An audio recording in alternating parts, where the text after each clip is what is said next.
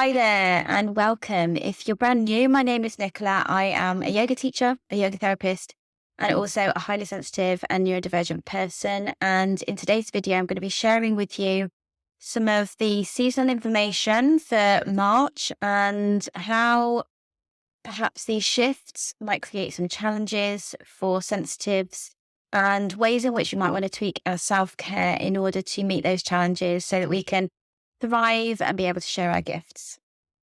Okay, so how are you? It's March. If you're in the Northern Hemisphere, then the light is starting to shift. Depending on where you are, the days are obviously getting brighter.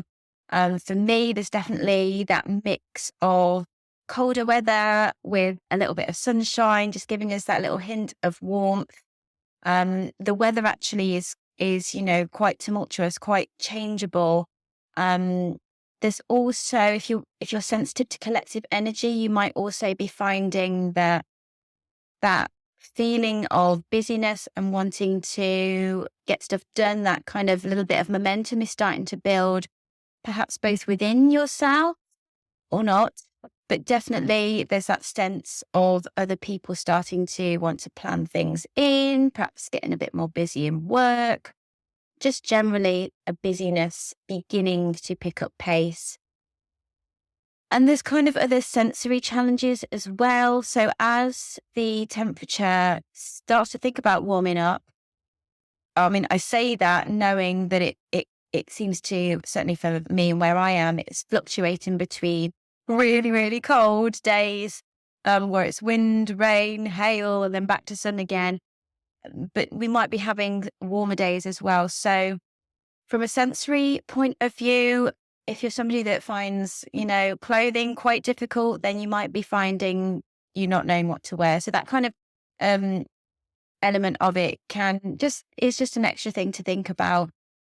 And also when we're in a season of transition, that can feel a little bit discombobulating. So there might be that feeling of not quite feeling as anchored because things are starting to move. And it might be might be more difficult for you to find those moments of quiet as well as that momentum starts to build, even in the mind space. So maybe your own mind space is starting to feel a bit busy, either from your own things that you're wanting to do, but you might well be picking up on other people's stuff as well.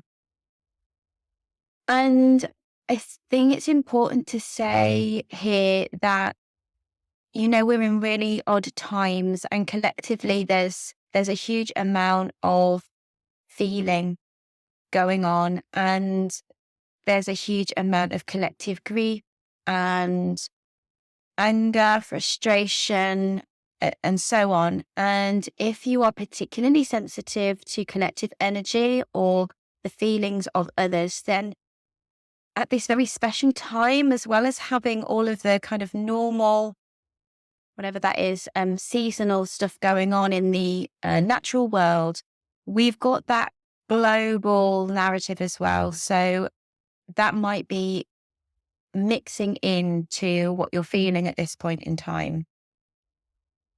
And so I'm certainly feeling this way.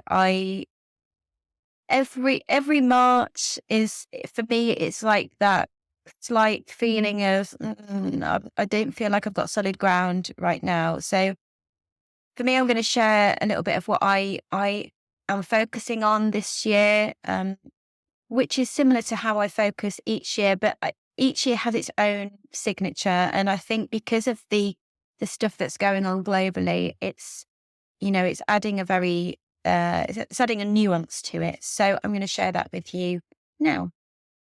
So if you think about the natural world for a moment and what's happening in nature with plants and trees and animals and so on, the thing that is beginning to happen, if you think about a spring bulb, for example, it has to put down roots first. So for me, when that busyness starts getting going and that momentum in people, that impulse to start thinking about plans for the year ahead, the best way I find for me to put down roots to keep my self looked after is through routine, is through finding consistency, and actually a lot of repetition, which can be a little bit boring. And so what I mean in terms of that, so my morning yoga routine is the same. It can be quite boring, but actually there's this a sense of safety in that. So if you're feeling a little bit discombobulated with things that are going on, maybe for you personally, or maybe you're exhausted by the state of the world, or perhaps you're picking up on a lot of other people's busyness, then just have a look at your self-care routine and ask, where is the rhythm? Where is the routine? Where is the consistency? And just for the time being, and there'll come a point where things need to shift. And I think this is the important thing about why I share these seasonal check-ins, is because we will need to shift and change. But for the time being, for the now, what about your self-care routine can you find some steadiness through? So it might be similar to myself, just having the same movement routine and focusing on that for the next 4 weeks, and just letting that move through you, almost so that you find a sense of mastery, a sense of coming home. So if you're in the world of yoga, it might be just sticking to some sun salutations, for example. Or it might be at 1:00 every day, you're going to sit on your favorite cushion in front of the window, whether it's sun pouring in or it's rain spattering against the window, and just pause for 5 minutes. Maybe it's about every Wednesday getting out for the same walk on the same walking route, for example. So just finding little pockets of things that are consistent, routine, samey, and repetitive even, so that whatever's going on around you can happen. We can still have feelings about that, but those things just keep you coming back to yourself. So my next thing that I am making sure that I'm doing is moving my body. And I'm always going to keep talking about this because the body is our home. It's our only constant home. And everything that we feel is in our body. Everything that we're experiencing in here will at some point be coming through the body, whether it's coming out or it's going in.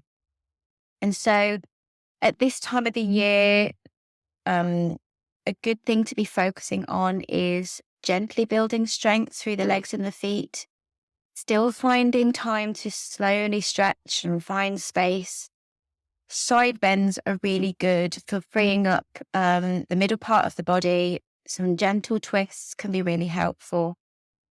And once again, I'm always going to say this when it comes to highly sensitive people and empaths, is anything that's going to get you from the outside world, taking your attention, to bringing it into you and how you're feeling, and being aware of how you're feeling, is going to be beneficial. Because when you are aware of how you're feeling, then you're at least informed of what you need, and possibly can then choose to give yourself what you need. But on a very physiological level, it's really good at this time of the year to be focusing on movements around the spine, as I said, particularly side bends, to get some space in, ready to welcome in that spring energy as it comes, and some twists as well to help nourish the digestive system. And if you are looking for some support with that, then check out my March yoga sequence, where you'll find kind of a nod to all of those things. And so the next thing I'm going to talk about, which can be really helpful for your self-care at this time of the year, is to just begin this idea of decluttering. So not necessarily launching into full spring clean mode, but you might want to just start to think about decluttering your outside space. So maybe just thinking about your bedroom and where you sleep, because good quality sleep, of course, is really important. um, especially for sensitives. So maybe just thinking about your space, perhaps your bedroom, like I say, and asking yourself, what do you need in your space? What brings you joy? What is functional? And anything that isn't, maybe that can go. But not just thinking about decluttering your outside space, also thinking about decluttering in here. So taking some time to notice any little narrative in your mind that is like a little running commentary, whether it's your inner critic saying very similar messages. Perhaps you can write them down and just have a little look at them, and whether you believe them to be true or not, perhaps you're starting by being aware. But maybe it's possible to start letting go of some of those thoughts, beliefs that we have about ourselves that's perhaps not helping. It might be even decluttering some held on emotions or resentments, even, or situations in our lives that are not helping us in whatever way. It could be relationships, and it might not be getting rid of relationships, but it could be giving them a bit of an overhaul and asking, okay, well, what's working in this relationship and what isn't? Which can be hard. Oh, I know.